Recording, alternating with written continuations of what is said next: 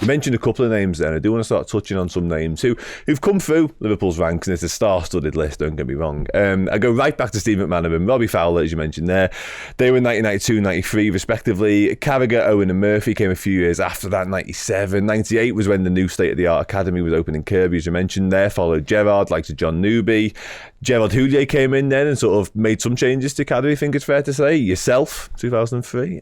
Stephen Warnock, John Flanagan, Jack Hobbs, Jay Spearing. The list goes on. Martin Kelly, and a little bit after that, like to Jordan Ibe, Jerome Sinclair, and of course Trent Alexander-Arnold in 2016. Now, a reason I want to touch on these is because it feels like a lot of them are quite spread out years-wise. Now, if you look at sort of since Klopp came in, the stats behind what Klopp's been able to do in terms of academy players and the amount he's given opportunities to has been absolutely staggering. So recently, Jurgen Klopp handed his 42nd academy player their senior debut. Now, you said earlier on right at the top about Klopp giving opportunities to these players.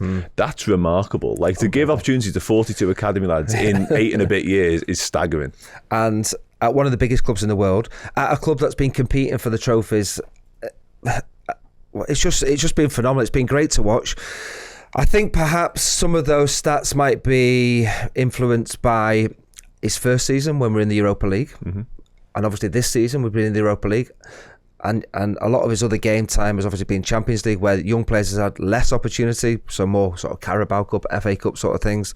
But that shows a young manager who understands the importance of blood in these young players and what they can give the first team. I mean, let's look at the first team this season, for example. Jarell Quansah, Conor Bradley, James McConnell, Bobby Clark, who've played a few games as well, but more so Quansah and Conor Bradley. How many first team managers would have been brave enough to go, I'm going to play you there. I'm going to keep Gomez at fullback. I'm going to play you, Quansah, against Arsenal, against City. And he's absolutely thrived to the point where you're going, well, that solves a transfer issue in the summer. We don't need to go and buy another centre-half, because we know Quansah has propelled himself now to deal with some of the biggest games. But that's on the player who's done great because he can cope with it. But a manager who's brave enough to do that. We're competing for the title. And that hasn't changed, and he's still been playing these young players. Yes, we've had injuries and untimely injuries, and it's unfortunate, but as a young player, sometimes you need that injury to get an opportunity. You never know when you'll get that opportunity. For me, I think the Europa League has been massive for the young players. I really do, because you get to learn what's expected for the first team in a less pressured environment. Let's be honest, playing Lask at home is less pressure than playing City at home. So it's given them that game time to understand it a little bit better, and they've thrived. They've gained confidence. I like this. Feel part of it. I am good enough to deal with it. So, I think this season has been immense. But those numbers you mentioned about Jurgen giving those young players, there's no other Premier League manager that's done that. No, it's frightening, really, isn't it? Obviously, he has the complete belief in all of the players that he's given opportunities to, regardless of circumstances. Make you absolutely spot on in that. But what do you think it is about him then, necessarily? Take it away from him and having that faith and that trust in these players. Obviously, he's worked closely with the coaches that we've already mentioned. He's seen a little bit of them down at the Axel and all that sort of stuff, which clearly helps. But from the player's perspective, what is it about Jurgen Klopp and the way he manages and the way he speaks to people, I guess, as well, that makes these players want to run through brick walls? Because it's been said for time immemorial since you've had the football club that players will run the extra mile. They give 110%. He makes people feel 10 foot tall and all that sort of stuff. But you've been a young player playing under football managers. Like, what is it about Jurgen Klopp that makes youngsters respond even more so to him? I think when he arrived, we knew he had a great reputation as being a top coach. I think he's become one of the best managers in world football at Liverpool. He's won everything. He's proved that. So as a young player, thinking, he's won the lot, and he knows how to do that. And I think the fact that he's so welcoming to the young players, it's a case of, no, come on, you're part of this. So all of a sudden, if you're a young player, think, I've got a bit of confidence. The manager knows my name. He's seen me play. He thinks that I'm good enough to be around the first team, train with the first team, play in the odd game on the bench in the first team environment. So I think his communication and the fact that he's given these young players so much confidence has allowed them that platform to say, well, go on then, there's your opportunity. How good are you? And the manager can't go out there and play. It's the young players who've had to do that, but the manager's maybe given them that little bit of belief and trust to say, listen, I believe in you. Go out there and just do what you can do. So, I mean, if you speak to the young players who've played in the first team, thank you so much to Jurgen for giving them that opportunity. Well, I think they have in many ways in the past few weeks. I know Conor Brad did an interview recently about he still gets like goosebumps when he pulls on a Liverpool shirt, and they've all said how much they owe to Jurgen Klopp, essentially. Klopp won't see it that way. He'll see it as like, you're good enough to have a game for the first team, so therefore they go and get it. But they definitely sort of owe a gratitude for Klopp to giving him those opportunities. No two ways about that. You mentioned, like, we've spoke about it in in passing, like, how important is the role of the manager in all of this? Obviously, we spoke about how good Jurgen Klopp is at it, but there's been numerous Liverpool managers down the years. There's been numerous managers at every different football club in the Premier League who maybe don't give the same opportunities to footballers because they don't think they're ready because they're too young, or maybe there's too much on the line in terms of their jobs at risk. If they give a young player a game and it doesn't work, who knows? The role of the manager in the way a youngster bursts onto the scene is absolutely pivotal. We've seen Klopp actually be quite clever with that in terms of he'll give someone a couple of games and he'll pull them out the limelight a little bit. He did that with Harvey Elliott for a while. It felt like the manager's job when it comes to having youngsters and making them break through feels like it's so important. Yeah, and it can maybe make or break a young player's career. We've seen it in the past, and I think Jurgen's been expert in terms of developing these young players, so they are establishing themselves as first team players rather than dipping in and out and you're thinking they're not good enough for Liverpool, they maybe have to go somewhere else. But you mentioned Harvey Elliott, Curtis Jones, another one. We've seen Kwanzaa, we've seen Conor Bradley, another one, Trent before that. So all of a sudden these young players, am I right in thinking, what was it, Trent's debut at Old Trafford? I think Trent's one of his first games for Liverpool. Maybe early on, yeah. But Hoffenheim, I feel like, I remember his first Champions League game. But yeah, definitely chucking him in big games. And that's the manager going, listen, you're good enough, don't worry about it. And they've all been able to sort of flourish because they have been good enough, but because of the manager as well. So it's going to be a big miss. It's going to be a massive miss when Jurgen leaves. It really has. And I had no idea what's coming next. And the academy will be a little bit uncertain about what's coming next. So if you are under 14s, 15s, 16s, you're thinking, can't wait to get with Jurgen. Now he's leaving. All of a sudden you're thinking, cool, well, what's coming next?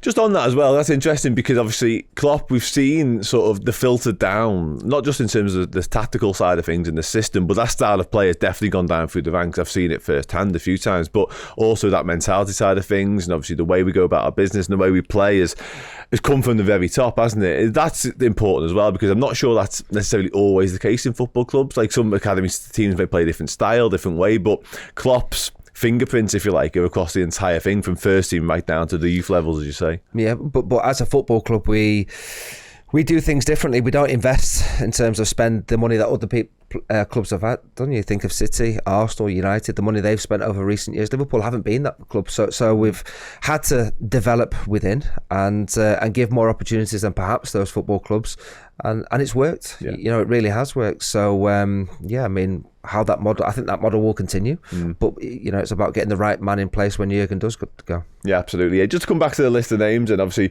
got up to sort of Trent making his debut in 2016. Obviously we moved then to the Ajax in 2017. Curtis Jones, already mentioned, 2019. Nico Williams, Keith Kellam, Rhys Williams all made their breakthrough in 2020. Tyler Morton 2021. Kay Gordon, Stefan Bajcetic 2022. But then that brings us to the real interesting one. More recently we've had Conor Bradley, Bobby Clark, Jurgen Kwanzaa. They've all established themselves for me as sort of first team options now.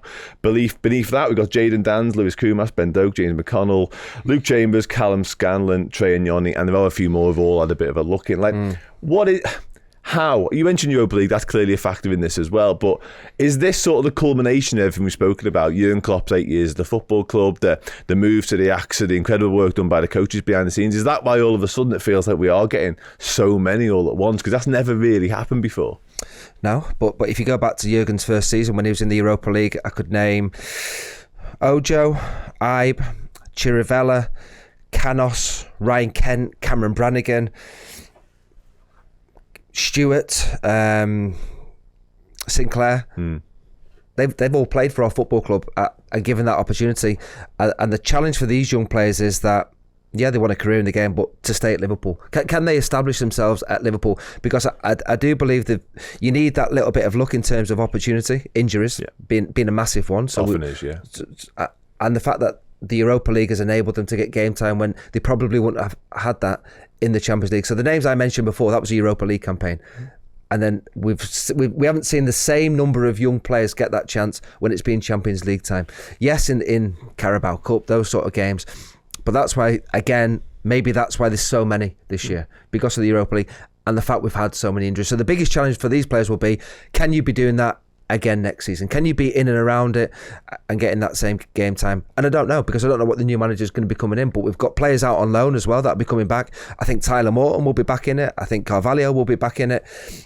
Owen Beck could possibly be back in it. The homegrown rule is one that I don't understand fully myself, but what I do know is that Harvey Elliott, Connor Bradley and Jarell Kwanzaa are not homegrown players. Okay, so how does that make sense? So next season, when you need 8 homegrown players, those 3 players, because they were born in 2003, are not homegrown. If they're born in 2002, they're homegrown. So it gets complicated, because if you want a 25-man squad, if you want Salah, Van Dijk, Diaz, Alisson, all these players, you need 8 homegrown players, because if you don't, you can only have 24 if you've got 7. You can only have 23 if you've got 6. Yeah. So that's how it sort of reduces a little bit. You can have as many as you want under 21, so these lads will get that game time. Am I making sense? Because it's confusing me how that rule is just baffling, but we will continue to see young players get that chance because of that rule. So for young players, if they're good enough, they'll be in and around the first team. Now the decision will be, when a new manager comes in, do these players stay at our football club, or do they go out on loan? That'll be a big decision to make. I mentioned Tyler Morton. I think he comes back. I think he's got a real chance this summer to say, right, to the new manager, I want to be part of your plans. Yeah. It's the Euros. A lot of players, senior players, are away with the Euros. If I'm a young kid, I'm going, right, first day of pre-season, I'm on it with the manager, because I know some of the big boys aren't there. So you've got a real chance, maybe an advantage, to say, I want to be part of it this season. Yeah, and rightfully so. Yeah, it's definitely a clean slate for some of them if they felt like they needed it. I think Fabio Carvalho potentially falls into that category, to be fair. Hey, thank you so much for checking out the content today. If you want to get your name in and amongst these wonderful people, then head to redmenplus.com. Join as a Legend tier subscriber. You're going to get free merchandise codes. You're going to get in our Discord, and you're going to get your name at the end of YouTube videos. Yes, redmenplus.com, Legend tier status.